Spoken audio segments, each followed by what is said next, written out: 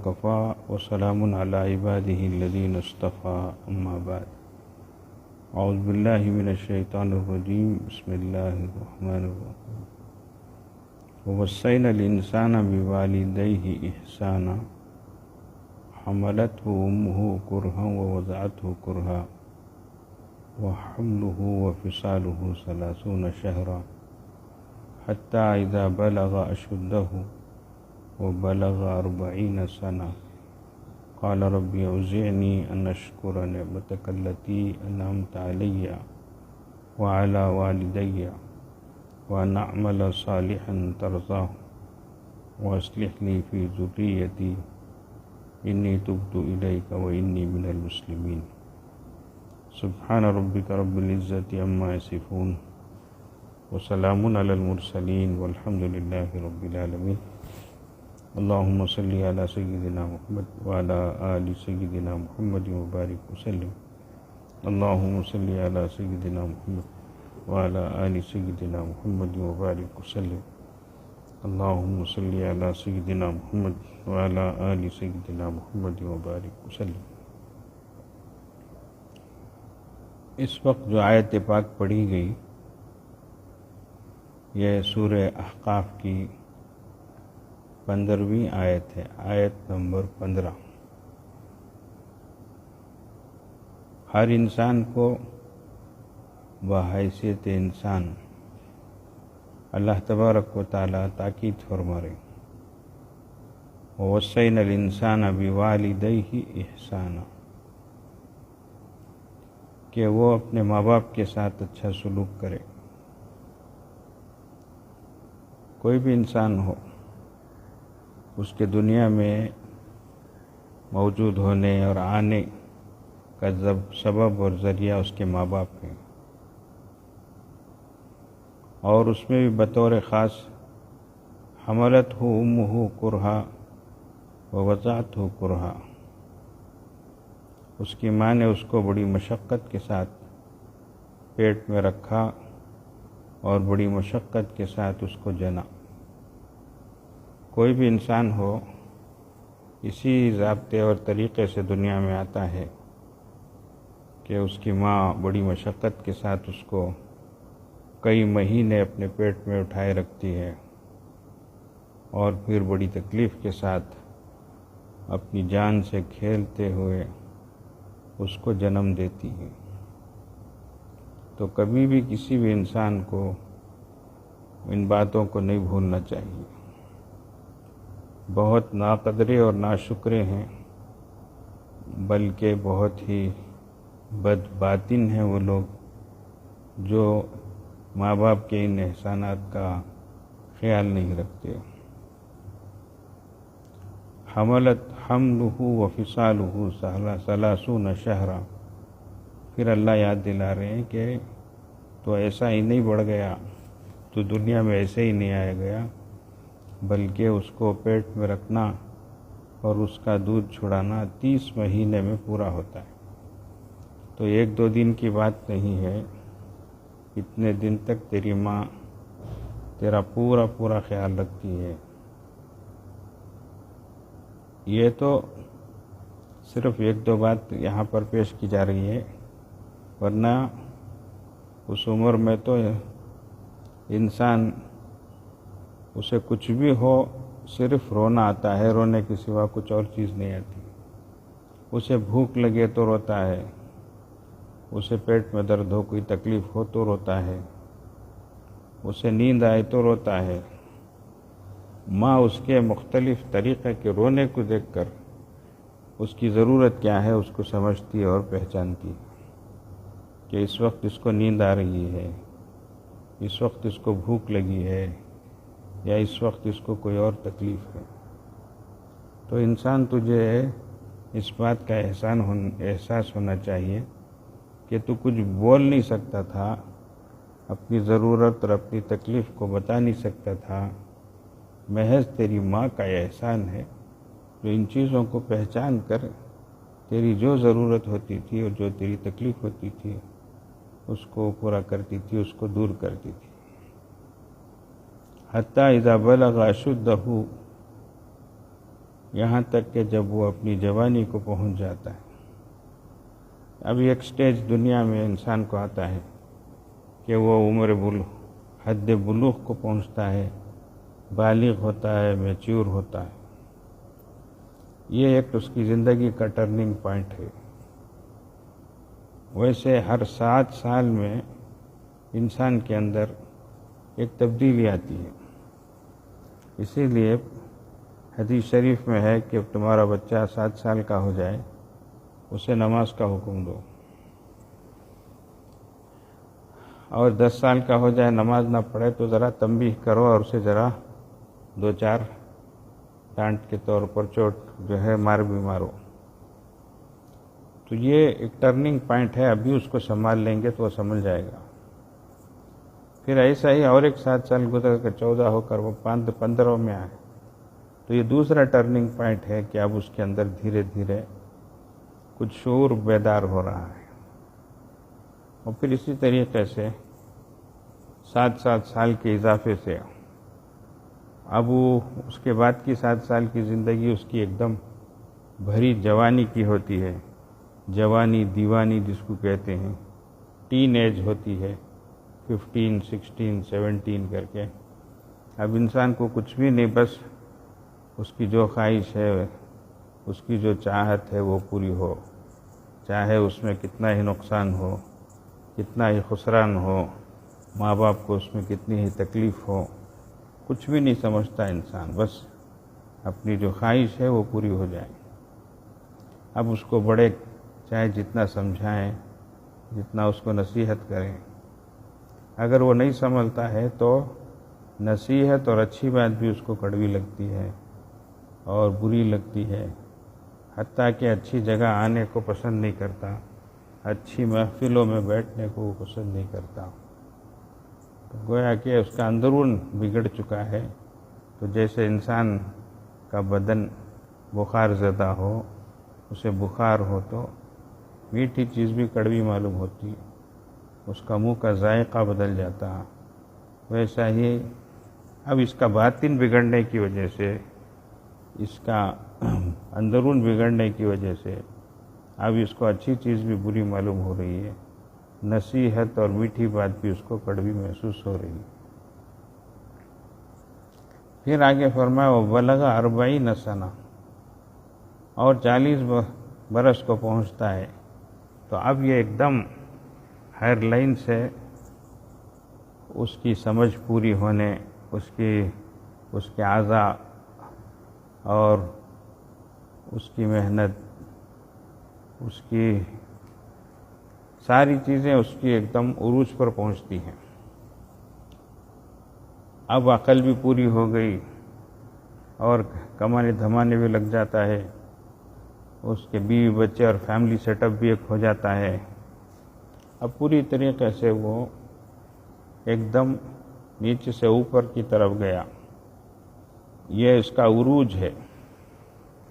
اب 40 سال کے بعد پھر اب اس کا زوال شروع ہوتا ہے، دھیرے دھیرے دھیرے وہ ڈھلنے لگتا ہے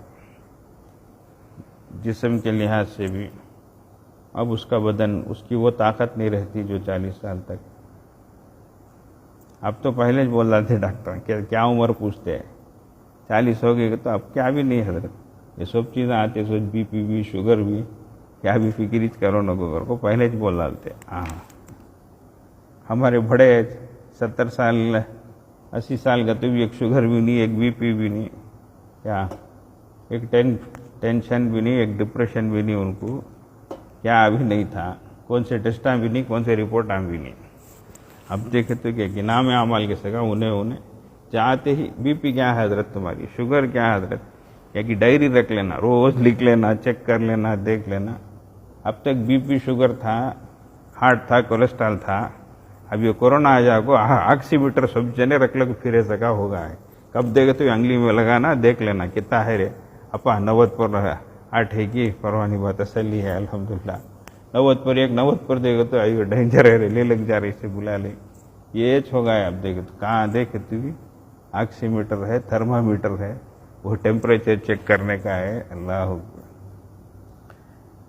خیر، انسان کی زندگی اب ایک مشین کی طرح ہو گئی ہے، اس سے بڑھ کر کیا بھی نہیں بول سکتے. سمجھ گئی کیا ہے؟ یہ پرزا ڈھیلا ہو گیا، یہ نٹ لوز ہو گیا، اب یہ جوائنٹ اس کا کھل گیا، ویسا انسان کی زندگی اب ہو گئی ہے.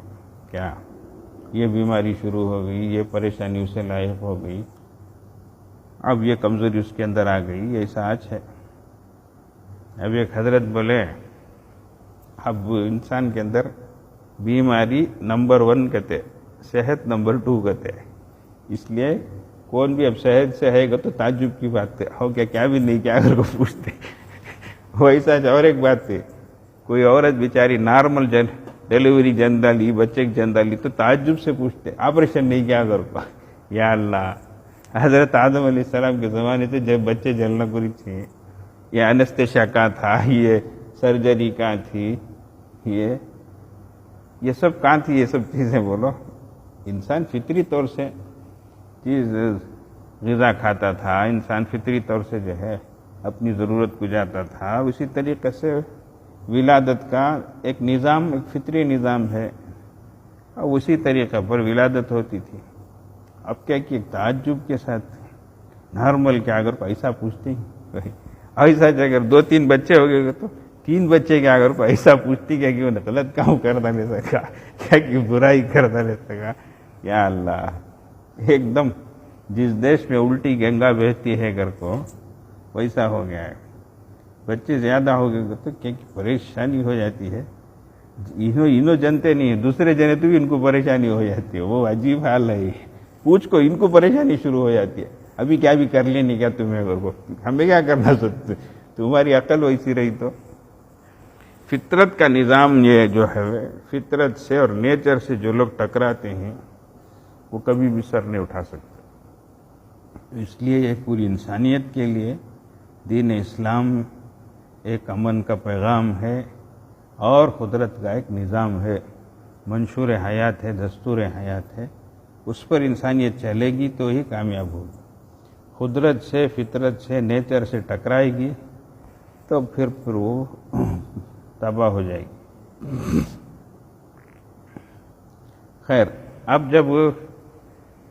اب اس کا شعور پوری طریقے سے کامل ہو جائے تو اب یہ انسان جو ہے اللہ کی بارگاہ میں شکریہ بجا لاتے ہوئے اب کہتا ہے ربی اوزعنی ان اشکر نعمتک التی انعمت علی وعلی والدی.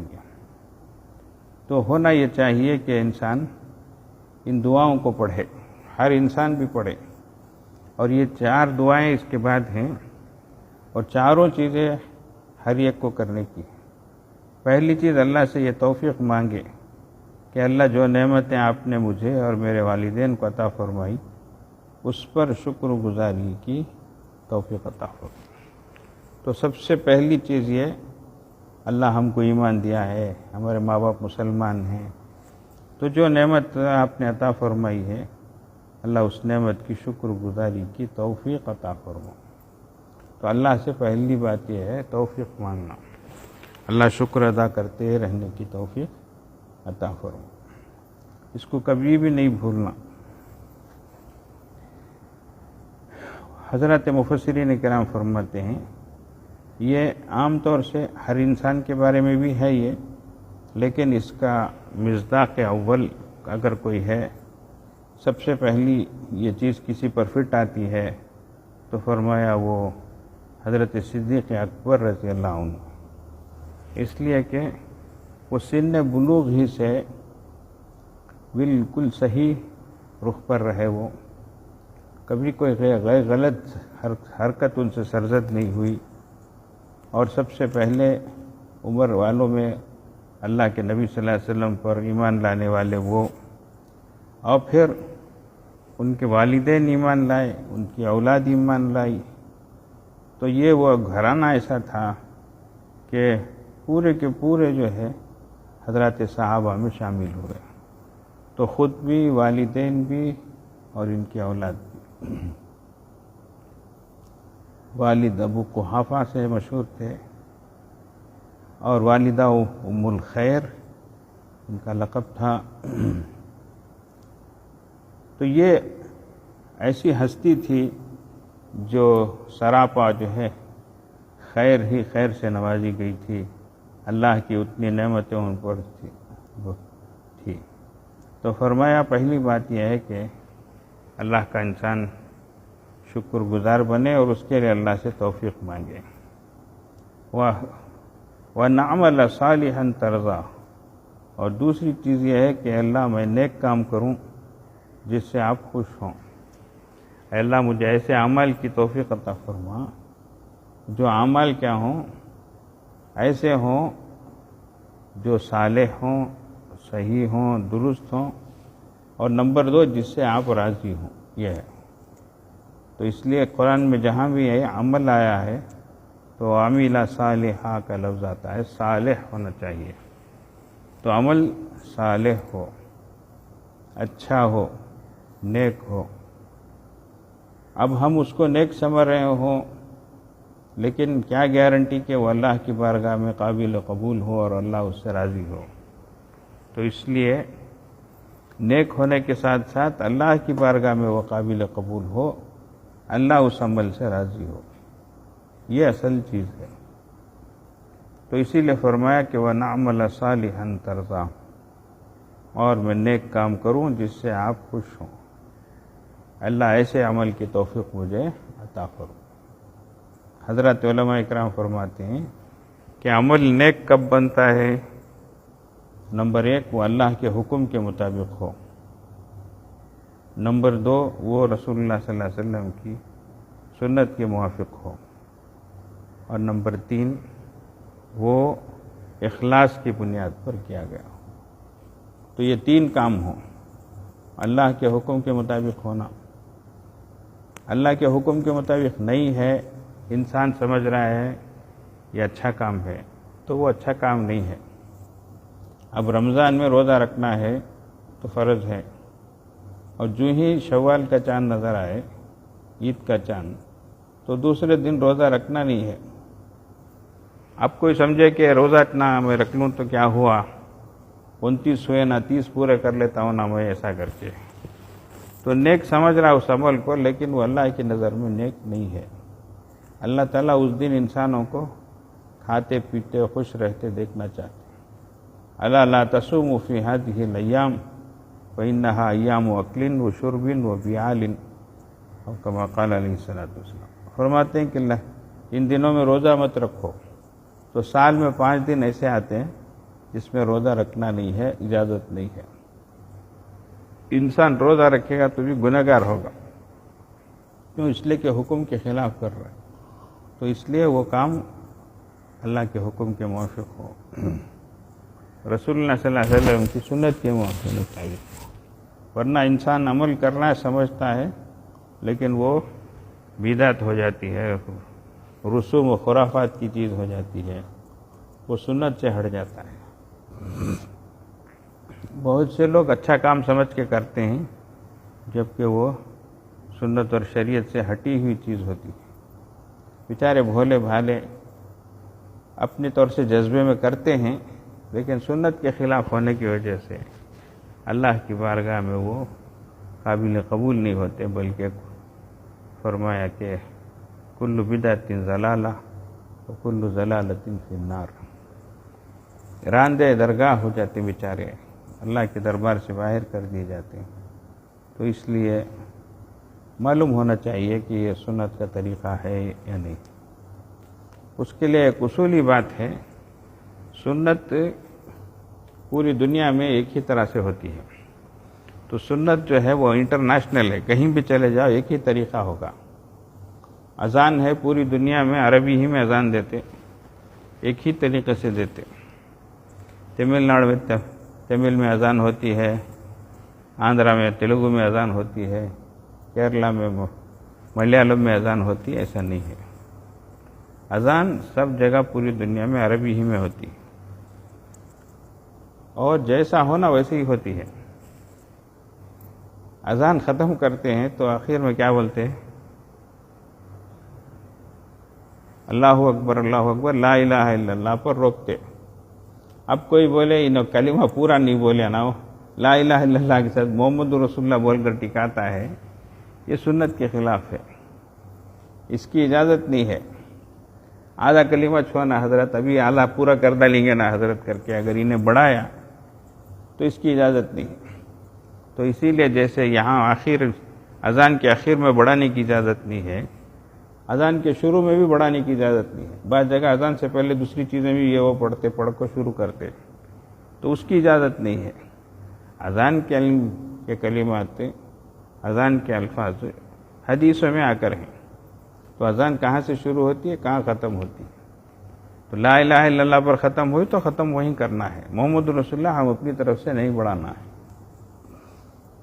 فجر میں الصلاۃ خیر من النوم فجر میں ہے تو فجر ہی میں دینا ہے. ظہر میں بھی لوگ سو لکھی ناگر کو کیا اس کے واسطے ظہر میں بھی الصلاۃ خیر من النوم بولے، اس کی اجازت نہیں ہے. سمجھ رہے؟ تو سنت کے موافق ہو تو انٹرنیشنل جو ہے سنت ہے. بدعت جو ہے وہ علاقے کے لحاظ سے ہے. سمجھتے ایک جگہ ایک طریقے سے ہے. اب یہاں سے شروع کرے تو نیلور طرف گئے تو روٹیاں چھوڑتے، گنٹے میں جا کے آ کرتے ادھر سے انہوں روٹی چھوڑتے، ان ادھر سے روٹی پکڑتے. انہوں کہیں کو چھوڑے گا تو ان کو بچے نہیں تھے اگر کوئی منت مانے ان کو بچہ ہوگا اگر روٹی چھوڑتے، وہ روٹی ادھر گئی تو انہوں پکڑتے، کہیں کو تو ان کو بچے نہیں کر انہوں وہ روٹی پکڑتے ان کو بچے ہوتے گا. یہ ایک طریقے سے ایک جگہ کہیں گئے تو مولو مین فاتحہ کہتے ٹیبل میں پوری مچھی رکھو فاتحہ دلاتے. کہیں دیکھے تو کالی مرغی اتار کو وار کو ڈالتے کہتے اسے کاٹتے کہتے. تو ویسا ایک جگہ ایک طریقے رہیں گے. یہ خود سمجھنے کے لیے کافی ہے. تو اس لیے سنت وہ انٹرنیشنل ہے، کہیں بھی جاؤ ایک ہی طریقہ اس کا ہوتا ہے. بدعت اور خرافات ہی ایک جگہ کے لحاظ سے کیا الگ الگ طریقے سے ہوتے. اس میں بھی یہ کام اب کرے تو ٹھیک، نہیں تو نہیں. کیا اب کرو جب کرو نل نیراں کیٹا نیراں کر کر اچھا وقت برا وقت، کیا یہ سب اسلام کا طریقہ نہیں. تو اس لیے عمل جو ہے سنت کے مطابق ہونا. اور تیسری چیز جو ہے وہ اللہ کے واسطے ہونا، وہ نام نمود کے لیے، ریا کے لیے، دکھاوے کے لیے نہ ہونا. تو فرمایا وہ عمل اچھا بھی ہو، نیک بھی ہو، اور اللہ تیری بارگاہ میں وہ قابل قبول بھی ہو، آپ کو پسند بھی ہو ایسا عمل. تیسری چیز فرمایا وہ اصلح لی فی ذریتی، اللہ میرے لیے میری اولاد کو نیک بنا. یہ بہت اہم دعا ہے. اس وقت جو ہے ہر والدین کو جو ہے اس دعا کو اپنی اولاد کے سلسلے میں مانگنا چاہیے. اللہ میری اولاد کو نیک بنا، اللہ میری اولاد کو نیک بنا. اللہ سے مانگنا، خود بھی کوشش کرنا. بچپن سے ہی جو ہے اس سلسلے میں توجہ دینا چاہیے. بچپن میں بچے کر چھوڑ دیتے، بعد میں چڑھ کر خود پریشان ہوتے. اس لیے اللہ والے فرماتے ہیں قسط اول چون نہد معمار کج تا سریا می رود دیوار کج کہتے ہیں. اگر پہلی اینٹ میستری معمار یہ بیلدار وہ اگر ٹیڑھی رکھ دے تو وہ دیوار سریا ستارے تک بھی جائے، اتنی اونچی بنی تو بھی ٹیڑھی ہی جائیں گی کہتے وہ. اس لیے کہ اس کی پہلی اینٹ کیا ہے وہ ٹیڑھی ہو گئی. اس لیے پہلے بچوں کی بنیاد صحیح ہونی چاہیے تاکہ بچے بڑے ہوں گے تو بھی اسی بنیاد پر پڑیں گے. بچپن میں چھوڑ دیے بچے کر کے آگے چل کر وہ ٹیڑھے ہو گئے. اب ان کو سیدھا کرنے کی کوشش کریں. ٹہنی پختی ہو جائے، بڑی ہو جائے، اسے سیدھی کریں گے تو سیدھی نہیں ہوگی. نتیجہ کیا ہے وہ ٹوٹ کے رہ جائے گی. تو اس لیے جب تک کومپل ہے اس وقت تک اس کو ہم کیا ہے صحیح کر لے سکتے، درست کر لے سکتے. تو اس لیے بچپن ہی سے ان چیزوں کا خیال رکھنا چاہیے. ماں باپ کی تربیت بھی ہو اور ماں باپ اولاد کے لیے دعا بھی کریں. ایسے ہی لباس ہے، بچوں کا لباس. بچپن میں بے ڈھنگا لباس پہنا دیتے، چکارا لباس پہنا دیتے. کیا کہ تو نہیں بچے کی چاہت ہے، بچی کی چاہت ہے، بچہ ہونا بولتا بچی ہونا بولتا، ایسے ہی پہنا کے عادت ڈال دیتے. اب وہ بچے پہن کر عادی ہو جاتے ہیں، پھر بڑے ہونے کے بعد پورا لباس پہنو تو وہ پریشان ہوتے ہیں. تو ذمہ دار کون ہے بولو؟ ایسا نہیں ہونا چاہیے. بعض والدین بول دیتے کیا کرنا حضرت، مارکیٹ میں ملتا نہیں حضرت کون سا بھی کپڑا ڈھنگ کا، سب ایسے ایچ ملتے ہیں، آدھے پادھے ایچ ملتے ہیں حضرت، کیا کرنا کرو. وہ آدھے پادھے لے کو تمہیں پہنانا کر کیا ہے، تمہیں سلا کر پہناؤ، پورے کپڑے سلا کر پہناؤ. سمجھ گئے؟ وہ غیراں کے کیا بے ایمانوں کے کپڑے پہنا کر جس میں تصویریں ہیں، بے حیائی کا لباس ہے، جس میں بدن پورا ڈھکتا نہیں ہے، بدن چھپتا نہیں ہے، ایسا لباس کیوں پہنا ہے ہم؟ اتنا کیا ہم مجبور ہو گئے، محتاج ہو گئے؟ ہم کپڑا لے کر سلا کر ہم پورا لباس پہنائیں گے، اس میں کیا پریشانی ہے؟ جیسے دنیا کی چیزوں کے لیے ہم کسی بھی چیز کو لے کر اپنے انداز میں اس کو شیپ دیتے، اس کو ماڈل کرتے، اپنی جیسی ضرورت ہے اس لحاظ سے اس کو تیار کرتے ہے نہیں. تو دنیا کی چیز کے لیے جب ہم اس میں ایڈجسٹمنٹ کرتے ہیں، اس کو اپنے انداز پر اس کو سیٹ اپ کے تیار کرتے ہیں، تو پھر یہ دین کی چیزوں میں کیوں ہم جو ہے ان کے محتاج ہو کر رہ جائیں؟ تو اس لحاظ سے ہمیں بھی چاہیے کہ ہم بچپن ہی سے ان سب چیزوں کا خیال رکھیں. تو لباس ہو، پہننے اوڑھنے کے طریقے ہوں، چال چلن ہو، آداب اخلاق ہوں، یہ سب چیزیں. دیکھو اللہ کے نبی صلی اللہ علیہ وسلم کتنا بڑا مقام ان کا. حضرت ام سلمہ رضی اللہ عنہا جب نکاح میں آئی تو ان کا بچہ بھی ساتھ ہے. اللہ کے نبی صلی اللہ علیہ وسلم دسترخوان پہ بیٹھے ہیں، اب وہ حضرت ام سلمہ رضی اللہ عنہ کا بچہ ہے نا، وہ بھی گھر میں ہے. اب بچے کیسا کھاتے ہیں؟ اب کبھی ادھر سے کھاتے، ادھر سے کھاتے، یہ ہاتھ ڈالتے، وہ ہاتھ ڈالتے ہیں نہیں. پہلے بیچ میں ہاتھ ڈالے گا وہ بچہ، ہے کہ نہیں؟ اور پورا ہاتھ ڈالے گا. پہلے یہ ہاتھ ڈالا سے پھر دوسرا ہاتھ بھی ڈالے گا. بچوں کی فطرت ہے یہ. کوئی بھی چیز ان کو ملنا پہلے اٹھا کر منہ میں لگانا، یہ ان کی یہ رہتی ہے. کیسی بھی چیز ہے منہ میں لگانا پہلے وہ. تو بچے ایسا کھاتے. حدیث میں ہے اللہ کے نبی صلی اللہ علیہ وسلم اس بچے کی تربیت فرما رہے، یا غلام بیٹا سم اللہ، بسم اللہ بولو، کل بیمینک، سیدھے ہاتھ سے کھاؤ، کل مما یلیک، تمہارے سامنے سے کھاؤ. اب دیکھو اللہ کے نبی صلی اللہ علیہ وسلم کتنا بڑا مقام ہے، نبیوں کے سردار، سرتاج، آسمانوں سے اوپر سیر آپ کی. جبریل پیچھے رہ گئے، اس سے آگے آپ بڑھ گئے. یہاں سب اتنا بڑا مقام، لیکن گھر میں تعلیم بچے کو خود دے رہے. اچھا بیٹا سیدھے ہاتھ سے کھاؤ، بسم اللہ بولو، سامنے سے کھاؤ. اب کتنی بڑی ذمہ داری. اب یہ ہمارے ماں باپ اگر ان چیزوں کا خیال رکھے بچپن ہی سے، تو بچے کھڑے ہو کر نہیں کھائیں گے، ڈاوے ہاتھ سے نہیں کھائیں گے. سمجھ رہے ہیں؟ آج کا کلچر ہو گیا ہے سیدھے ہاتھ سے پکڑنا، ڈاوے ہاتھ سے کھانا. اللہ ہو، سمجھ رہے ہیں؟ کھڑے ہو کر کھانا، یہ سب ایک عام چیزیں ہو گئی. کیا پوچھے تو بفے سسٹم کہتے ہیں. بفے نہیں، بفیلو سسٹم کو. بفیلو کو تو کیا بھینس بھی بھیل کھڑ کو کھاتے، سو انسان کو ایسا کھایا تو انہیں کیا ہوا، وہ انہیں بھی بوچھ ہو گیا، بفیلو ہو گیا. ابھی کیا تو کھڑ کو کھانا کر کر اتنی مجبوری کیا ہے؟ وہ ہم بیٹھ کر کھائیں، طریقے سے کھائیں، دسترخوان بچھا کر کھائیں. کیا تو پھر آگے فرمایا انی تبت الیک وانی من المسلمین، اے اللہ میں آپ کی بارگاہ میں توبہ کرتا ہوں اور میں فرما بردار ہوں. تو یہ توبہ انسان جو ہے اللہ کی بارگاہ میں توبہ کرتے رہے، ہر چھوٹی بڑی چیز پر، کمی بیشی پر جی اللہ سے معافیاں مانگتا رہے، اور اپنے کو بڑا نہ سمجھے، بلکہ اللہ کی بارگاہ میں صرف یہ کہے کہ اللہ میں بھی ایک مسلمان ہوں، مسلمانوں میں سے ایک مسلمان ہوں، ایک فرما بردار ہوں. تو یہ چیزیں ہر مسلمان کو اپنانی چاہیے.